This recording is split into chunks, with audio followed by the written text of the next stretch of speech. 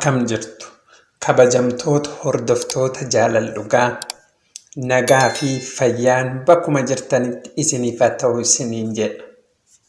Har'a walaloo baay'ee gabaabduu taate tokko kan dhaamsa baay'ee gaarii of keessaa qabdu walaloo jaalalaa qabadhee isinii fidee jira. Mata dureen walaloo kootii jaalala koo simadhuu jedha. Walaloo kana akkanatti isinii dubbisaa. Hanga dhumaatti na wajjin tura. Daa'imni yoo dhabes isgatiinsaa cimaa onneerraan si jaaladhaa jilbiifadheen sitti himaa. Murteessa warqii mitii warqee isa gatiin jabaa jaalalli dhugaa taanan abaaboon hiika qabaa.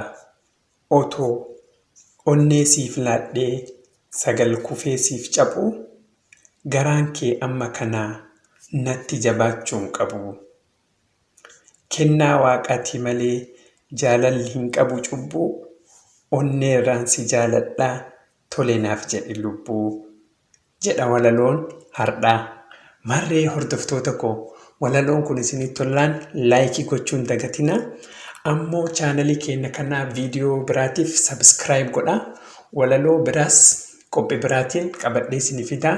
Hanga qophii biraatiin wal agarrutti yeroo gaarii.